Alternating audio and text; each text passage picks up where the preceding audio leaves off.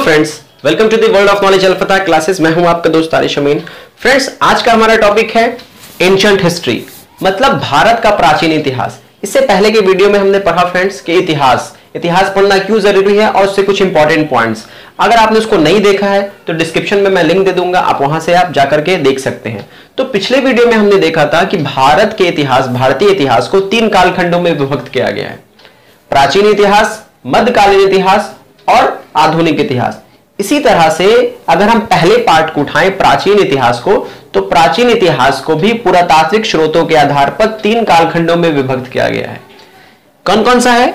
तो प्राग ऐतिहासिक काल, आदि ऐतिहासिक काल और ऐतिहासिक काल।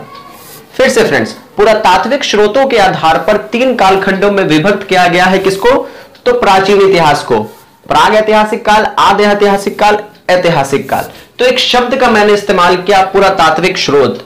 तो पुरातात्विक, इसका मतलब क्या है? स्रोत का मतलब तो आप जानते हैं रिसोर्स, पुरातात्विक का मतलब नहीं जानते। तो देखिए, पुरातात्विक एक शब्द पुरातत्व से निकलकर बना है। तो पुरातत्व, जैसा कि अगर देखें तो मैंने यहां पे लिखा हुआ है पुरातत्व का मतलब क्या है। पुरातत्व जिस युक्ति से धरती में दबे इतिहास के पन्नों को उजागर किया जाता है उसको हम पुरातत्व कहते हैं। मतलब जमीन खोदकर कोई चीज निकाली जाती है और उससे जांच पड़ताल कर पता लगाया जाता है कि उस जमाने में क्या होता था, अध्ययन किया जाता है। बेसिकली आप कहें तो उसके ऊपर में स्टडी करके उसके बारे में अनुमान लगाया जाता है कि वो क्या होता है। तो उस चीज को हम क्या कहते हैं? पुरातत्व कहते हैं। पुरातत्व से ही बना है पुरातात्विक। तो उम्मीद करते हैं आपको समझ में आ गया। पुरातात्विक स्रोत जो जमीन की खुदाई के दौरान निकले गए चीजों, सबूतों या फिर जो भी आप कहें उससे, उसके आधार पर 3 कालखंडों में विभक्त किया गया है। प्राग ऐतिहासिक, आदि ऐतिहासिक, ऐतिहासिक। अब देखिए फ्रेंड्स में बेसिक डिफरेंस क्या है, मेन डिफरेंस क्या है। अगर आप कहें तो प्राग ऐतिहासिक काल वैसे कालखंडों को कहते हैं जहां से लिखित कोई साक्ष्य नहीं मिलता है। मतलब उस जमाने में लिखित का कोई भी सबूत नहीं मिला। अब तक जो भी हमने सबूत को हासिल किया पुरातात्विक स्रोतों को, उसमें से कोई भी ऐसा साक्ष्य नहीं मिला है जो उससे हम अनुमान लगा सके कि उस जमाने के लोग लिखना पढ़ना जानते थे। देन आफ्टर आता है उसके बाद आदि ऐतिहासिक काल। इसमें लिखित स्रोत है, लिखित साक्ष्य है, मौजूद मिला है हमको लिखा हुआ स्रोत। लेकिन फ्रेंड्स क्या है कि इसको पढ़ा नहीं जा सकता, उस लिपि को हम पढ़ नहीं पाए। जैसे अगर आपके सामने चाइनीज लिख दिया जाए तो आप चाइनीज को पढ़ पाएंगे? नहीं पढ़ पाएंगे। जो उस लिपि को जानते हैं वही पढ़ पाएंगे। तो उस लिपि को तो मिला है, लिखा हुआ कुछ बनावट मिला है, लेकिन उसको पढ़ा नहीं जा सकता क्योंकि उसको पढ़ने वाले लोग मौजूद नहीं है। तो इस तरह से अगर आप कहें तो जिसमें लिखित साक्ष्य नहीं मिला है प्राग ऐतिहासिक, जिसमें लिखित साक्ष्य मिला है लेकिन हम उसको पढ़ नहीं पाए तो वो कौन सा है? आदि ऐतिहासिक काल। और ऐतिहासिक काल वैसा कालखंड है जिसमें लिखित साक्ष्य भी है और जिसको हम पढ़ भी सकते हैं। तो इसको हम क्या कहते हैं? ऐतिहासिक काल कहते हैं। तो बेसिक डिफरेंस, मेन डिफरेंस आपको समझ में आ गया होगा तीनों के बीच में, प्राग ऐतिहासिक, आदि ऐतिहासिक, ऐतिहासिक के बीच में। अगर आप देखें तो इसमें आपको पढ़ना क्या है, तो आपने नाम सुना होगा पाषाण काल, स्टोन एज, इसको इंग्लिश में कहते हैं स्टोन एज। तो बेसिकली प्राग ऐतिहासिक काल में हम पाषाण काल को पढ़ेंगे, स्टोन एज के बारे में पढ़ेंगे। देन आफ्टर आदि ऐतिहासिक में हमको क्या पढ़ना है? तो हड़प्पा या सिंधु घाटी सभ्यता के बारे में पढ़ेंगे। तो इसको पढ़ना है हमको किसमें? आदि ऐतिहासिक काल में। उसके बाद हमको वैदिक पीरियड पढ़ना है, तो वैदिक काल हम किसमें पढ़ेंगे? ऐतिहासिक काल में पढ़ेंगे। तो इस सीरीज में वीडियो आएगा फ्रेंड्स, क्योंकि हिस्ट्री को क्रमबद्ध तरीके से पढ़ने से ही समझ आता है, एक स्टोरी की तरह रहता है। तो उम्मीद करते हैं कि आपको समझ में आ गया होगा। एक पॉइंट और यहां पे नोट करना आपको जरूरी है, भारत के पुरातत्व के जनक किनको माना जाता है? तो अलेक्जेंडर कनिंघम को माना जाता है। आज के इस वीडियो में हम इसके बाद एक और टॉपिक पढ़ेंगे। कौन सा टॉपिक है? तो पाषाण काल। पाषाण काल से रिलेटेड कुछ इंपॉर्टेंट पॉइंट्स को देखेंगे। आइए, एक बात और जानना बहुत इंपॉर्टेंट है फ्रेंड्स, जैसा कि मैंने अभी आपको बताया कि भारतीय इतिहास को, भारत के प्राचीन इतिहास को 3 कालखंडों में विभक्त किया गया है: प्राग ऐतिहासिक, आदि ऐतिहासिक, ऐतिहासिक काल।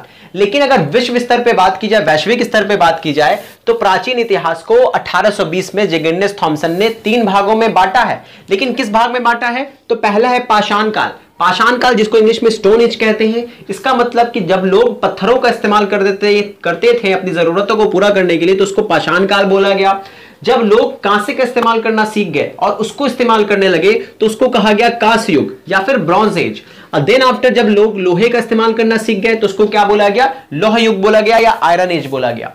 तो बहुत ज्यादा कंफ्यूजन हो गया फ्रेंड्स, प्राग ऐतिहासिक, आदि ऐतिहासिक, ऐतिहासिक। एक बार रिकॉल करते हैं, इसको समझते हैं फिर से। सबसे पहले भारतीय इतिहास को 3 कालखंडों में बांटा गया है: प्राचीन इतिहास, मध्यकालीन इतिहास, आधुनिक इतिहास। फिर प्राचीन इतिहास को 3 कालखंडों में बांटा गया है। अगर विश्व स्तर की बात करें तो पाषाण काल, कांस्य युग, लौह युग। अगर भारत की बात करें तो प्राग ऐतिहासिक काल, आदि ऐतिहासिक काल, ऐतिहासिक काल। कोई ज्यादा डिफरेंस नहीं है। ये जो पाषाण काल है ना, यही प्राग ऐतिहासिक काल है। जो कांस्य युग है यही आदि ऐतिहासिक काल है, जिसमें हम सिंधु घाटी सभ्यता से पढ़ेंगे संबंधित। और अगर लौह युग जो है वही ऐतिहासिक काल है, जहां हमको वैदिक काल से पढ़ना है। तो उम्मीद करते हैं कि आपको समझ में आ गया होगा, क्लियर हो गया होगा। अब आगे बात करते हैं पाषाण काल की। पाषाण काल की तो पाषाण काल जो है, भारत में सर्वप्रथम पाषाण कालीन सभ्यता की खोज रॉबर्ट ब्रूसफुट ने की। कब की? तो 1863 ईस्वी में की। कब की? 1863 एडी में की। उनको मद्रास से कुछ उपकरण मिले, जिनका पता लगाया गया कि वो कैसे उपकरण है, तो पाषाण कालीन सभ्यता से संबंधित उपकरण है। तब उनको पता चला कि ये पाषाण काल है। आगे बढ़ते हैं तो पुनः पाषाण काल को 3 भागों में बांटा गया है। फिर से बांटा गया पुनः पाषाण काल को, ताकि आपको पढ़ने में क्या हो, सुविधा हो। सुविधा के अकॉर्डिंग पुनः पाषाण काल को 3 भागों में बांटा गया है। फिर से एक बार रिकॉल करते हैं। पाषाण काल, कांस्य युग, लौह युग। पाषाण काल ही प्राग ऐतिहासिक काल है। प्राग ऐतिहासिक काल या पाषाण काल को 3 भागों में बांटा गया। कौन कौन सा भाग है? तो पूरा पाषाण काल, मध्य पाषाण काल, नव पाषाण काल। उम्मीद करते हैं आपको समझ में आ गया होगा। पूरा पाषाण, मध्य पाषाण, नव पाषाण, पूरा चार्ट आपको समझ में आ गया होगा, क्लियर कट। अभी हम जाएंगे चार्ट के माध्यम से पूरा पाषाण, मध्य पाषाण और नव पाषाण को अच्छे से समझेंगे। इन दोनों में, तीनों में क्या डिफरेंस है, बेसिक डिफरेंस। तो आइए फ्रेंड्स चार्ट की ओर चलते हैं। तो ये है वो चार्ट फ्रेंड्स, जिससे हम पाषाण काल के तीनों कालखंड, पूरा पाषाण, मध्य पाषाण और नव पाषाण को बहुत अच्छे से समझ सकते हैं। तो आइए इसको समझने की कोशिश करते हैं। तो पूरा पाषाण काल जो है वो 5 लाख बीसी, मतलब ईसा पूर्व से लेकर के 10,000 बीसी तक के कालखंड को हम क्या कहते हैं? पूरा पाषाण काल कहते हैं। देन आफ्टर 10,000 बीसी से 4,000 बीसी तक को क्या कहते हैं? हम मध्य पाषाण काल कहते हैं। और नव पाषाण काल 7,000 बीसी से 1,000 बीसी।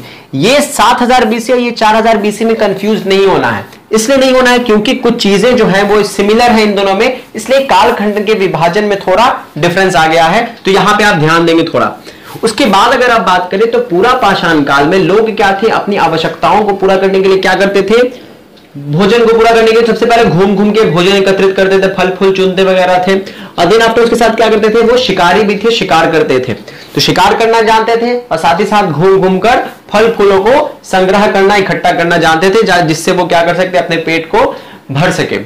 उसके बाद अगर आप बात करें तो मध्य पाषाण में शिकारी तो ऑलरेडी थे ही वो, साथ ही साथ भोजन संग्राहक भी थे, खाना जमा करना भी जानते थे। लेकिन यहाँ पे पशुपालन की शुरुआत हो जाती है।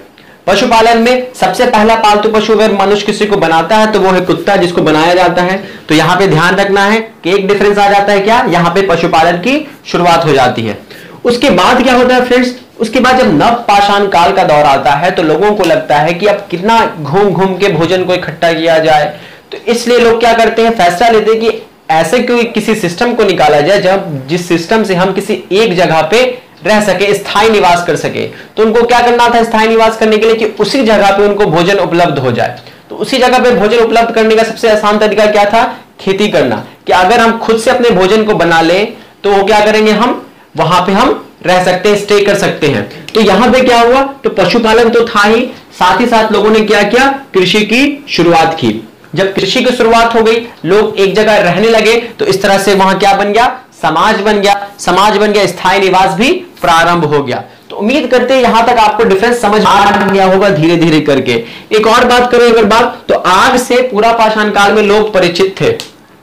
लेकिन आग का प्रयोग करना कब सीखते हैं लोग? तो मध्य पाषाण काल में आग का प्रयोग करना सीख जाते हैं। साथ ही साथ नव पाषाण काल आते आते पहिया, कृषि समाज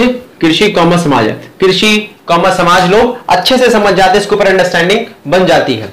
आगे अगर बात करें आप तो महत्वपूर्ण स्थल और साक्ष्य, इसका साक्ष्य कैसे मिलता है, मतलब इसका सबूत क्या मिलता है और क्या क्या इसका महत्वपूर्ण स्थल है, इसको देखते हैं। तो कौन किस महत्वपूर्ण स्थल से कौन सा साक्ष्य मिला है इसके ऊपर ध्यान देंगे। तो अतिपरक्कम जो मद्रास में है, हथनौरा जो मध्य प्रदेश में है, यहां से क्या मिलता है? मानव खोपड़ी का प्रथम साक्ष्य मिलता है। कब का? तो पूरा पाषाण काल का। पूरा पाषाण काल के मानव खोपड़ी का साक्ष्य कहां से मिलता है? तो अतिपरक्कम मद्रास में और हथनौरा मध्य प्रदेश से मिलता है। और अगर आप देखें तो भीमबेटका से जो कि मध्य प्रदेश में है, जो नर्मदा घाटी के गर्त में स्थित है, वहां से क्या मिलता है? तो चित्रकारी का प्राचीनतम साक्ष्य मिलता है। चित्रकारी, साथ ही साथ मध्य भीमबेटका से ही तीनों कालखंडों का चित्रकारी का साक्ष्य मिलता है। मतलब भीमबेटका में पूरा पाषाण काल का भी चित्रकारी देखने को मिलता है, मध्य पाषाण का भी और साथ ही साथ नव पाषाण का भी, तीनों कालखंड उसमें मिल जाते हैं, तीनों कालखंडों के साक्ष्य। अगर और बात करें आप तो मिर्जापुर से तीनों कालखंडों के औजार भी मिल जाते हैं। औजार, अगर हम आगे बात करेंगे औजार के बारे में, अभी आप देखते हैं मध्य पाषाण काल को। तो मध्य पाषाण काल को समझिए चौपानी मांडो जो कि उत्तर प्रदेश में है, से मृद भांड के साक्ष्य मिलते हैं। मृद भांड उसको कहते हैं जो मिट्टी के बर्तन होते हैं। तो मिट्टी के बर्तन के साक्ष्य कहां से मिले हैं? मध्य पाषाण काल से मिले हैं, और चौपानी मांडो उस स्थल का नाम है। दूसरी बात अगर बात करें तो सराय नहराय यूपी, बगौर राजस्थान और आजमगढ़ से क्या मिला है? तो पशुपालन का साक्ष्य मिला है। तो आपको पहले पता है कि पशुपालन मध्य पाषाण काल से ही शुरू हुआ है, पूरा पाषाण काल में पशुपालन नहीं हुआ करता था। अब अगर आगे आप बात करें तो नव पाषाण काल में बहुत ही ज्यादा परिवर्तन हुआ और बहुत तेज परिवर्तन हुआ। फॉर एग्जाम्पल इससे क्या क्या साक्ष्य मिले हैं? तो बुर्ज होम जो कि कश्मीर में है, तो वहां से गर्तवास मतलब लोगों को दफनाने का साक्ष्य मिला है। साथ ही साथ गुफा कराल कश्मीर से भी मिला है। चिरांद बिहार सारण जिला में मिला है, तो मृत भांड के साक्ष्य मिले हैं।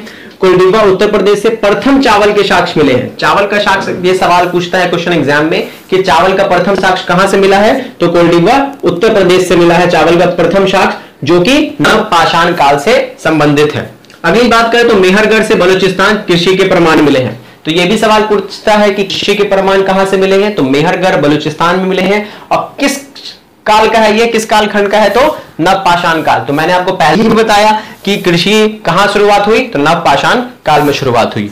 और अगर आप आगे बात करें तो जो औजार होता था, जो मैंने बताया कि मिर्जापुर से तीनों कालखंड के औजार के साक्ष्य मिले हैं। तो औजार कौन कौन सा होता था? तो पहले जो पूरा पाषाण में था वो क्वार्ट्ज, शल्क, ब्लेड आदि का बना हुआ औजार होता था। जबकि नव मध्य पाषाण काल आते आते लोग बड़े औजार को छोड़ के छोटे छोटे पत्थरों का औजार बनाना शुरू कर दिया था, जिसको हम क्या कहते हैं? माइक्रोलिथ कहते हैं, जो कि सूक्ष्म पत्थर के औजार होते थे।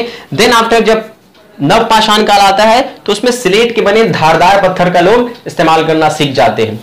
दो बात और इंपॉर्टेंट यहां पे बताना है कि लोगों ने सबसे पहला हथियार किसी को बनाया? तो कुल्हाड़ी को बनाया। और अगर प्रथम धातु का उपयोग किया है तो तांबा का उपयोग किया है। तो यहां पे फ्रेंड्स हमने पाषाण काल, स्टोन एज या फिर प्राग ऐतिहासिक काल से संबंधित जितने भी इंपॉर्टेंट पॉइंट्स एग्जाम से रिलेटेड, मतलब एग्जाम में पूछे जाने के चांसेस है, उन सबको कंप्लीट किया ओवरऑल। आपका कहीं से भी कुछ छूटा नहीं है। इसके नेक्स्ट वीडियो में हम इसके आगे की बात करेंगे हम, जिसमें हम सिंधु घाटी सभ्यता या फिर हड़प्पन सिविलाइजेशन को पढ़ेंगे। अगर वीडियो पसंद आया हो तो वीडियो को लाइक कीजिएगा, अपने फ्रेंड्स के साथ शेयर कीजिए और हमारे चैनल को जरूर सब्सक्राइब कीजिए। मिलेंगे नेक्स्ट वीडियो में, तब तक के लिए अपना ख्याल रखें। Take care, bye bye.